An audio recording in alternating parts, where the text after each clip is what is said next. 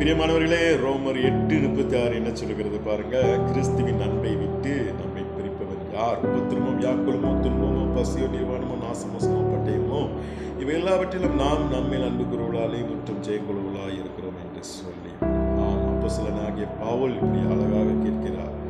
வாய் சவடால் அல்ல, அவர் சவால் விட்டு இந்த வார்த்தையை கேட்கிறார், சவால் விடுகிறார். எனக்கு அன்பான சகோதரி சகோதரியே, எத்தனை துன்பங்களை நான் அனுபவித்தாலும், எவ்வளவு அவமானம் வந்தாலும், பசி வந்தாலும், நிர்வாணம் வந்தாலும், என்ன நடந்தாலும் கிறிஸ்துவின் அன்பை விட்டு நம்ம யாருமே பிரிக்க முடியாது. யாருமேனா அது மட்டும் இல்லாம எந்த ஒரு காரியமும், கடன் பிரச்சனையா, நம்மளுடைய சத்துருக்களா, நம்மளுக்கு விரோதமாக பொய் குற்றச்சாட்டு பண்றாங்களா, நமக்கு விரோதமா எழும்புகிற எந்த ஒரு காரியமா இருந்தாலும் அது தோத்து போகும்னு சொல்லுது இந்த வசனம். அதனால நீங்க ஏன் கவலைப்படுறீங்க, ஏன் சோர்ந்து போறீங்க? சோர்ந்து போகிறவனுக்கு பலத்தையும் சத்துவம் இல்லாதவனுக்கு சத்துவத்தையும் பெருக பண்ணுகிற தேவன் தான் நம் தேவன்.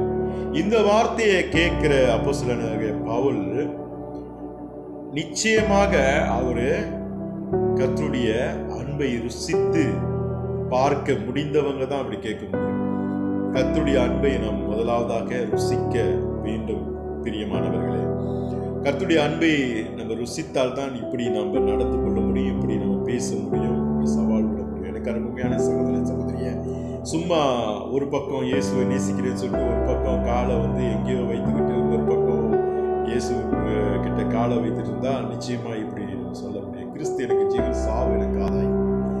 இந்த வசனத்தையும் நான் பார்த்து ஆச்சரியப்படுறேன். இப்படி ஒரு வார்த்தை யாராவது சொல்ல முடியுமா? செத்தாலும் இயேசுவுக்காக சாகிறேன் என்று சொல்லுகிறேன். எனக்கு அருமையான சகோதரி சகோதரி, இவ்வளோ துன்பம் வந்துச்சு, வேதனை வந்துச்சு. வாயில மட்டும் நம்ம சொல்லிக்கிட்டு இருக்க கூடாது. உண்மையா உள்ளத்துல இருந்து நம்ம அவரை நேசித்து உள்ளத்துல இருந்து நம்ம சொல்ல வேண்டும். உண்மையா முழு இருதயத்தோடு முழு பலத்தோடு நம்ம அவரை நேசிக்க வேண்டும், அவரை ஆராதிக்க வேண்டும். எனக்கு பிரியமானவர்களே, நீங்க உண்மையா இருக்கிறீங்களா? அல்லேலூயா. கர்த்தரோடு சேர்ந்திருக்கிறவன் ஒரே ஆவியா இருக்கிறார் வேதம் சொல்லுகிறது. நீங்க யாரோடு சேர்ந்திருக்கிறீங்க?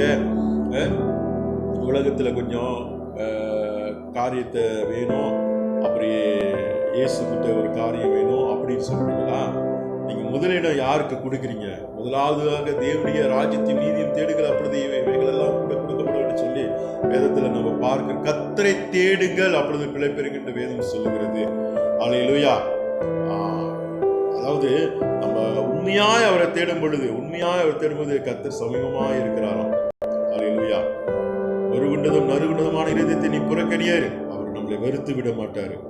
நம்ம பாவம் செய்தால் அவரை ஒத்துக்கொள்ளும் பொழுது, நம்மளுடைய பாவங்களை அறிக்கையிடும் பொழுது, ஒருவேளை நீங்க பாவத்துல ஜீவித்துக் கொண்டு இருக்கலாம், பாவத்தை விட முடியல நீங்க சொல்லலாம். நீங்க தன் பாவங்களை மறைக்கிற வாழ்வடைய மாட்டார், அவைகளை அறிக்கை செய்து விட்டு விட இறக்க பெறுவான். பாவத்தை அறிக்கையிடும் பொழுது நிச்சயமாக இயேசு உங்களை மன்னித்து நிச்சயமாக அவருடைய அன்பை நீங்க ருசிக்க முடியும், முழுமையாக ருசிக்க முடியும், முழுமையாக அவருடைய பிரசனத்தை நீங்க உணர முடியும். எனக்கு அருமையான சகோதரர், இயேசு உங்களை நேசிக்கிறார், இயேசு உயிரோடு இருக்கிறார். பிரியமானவர்களே, அல்லேலூயா. இயேசு இந்த உலகத்துல உங்களை ரட்சிக்க தான் இந்த உலகத்துக்கு வந்தாரு. அவர் உங்களை உடைய பாவங்களையும் உங்களுடைய அக்கிரமங்களையும் சிலுவையில சுமக்க தான் வந்தாரு. இயேசு உங்களை அழைக்கிறார். பிரியமானவர்கள், ஜெபம் செய்வோமா? கிறிஸ்துவின் அன்பை விட்டு நம்மை பிரிப்பவன் யார்?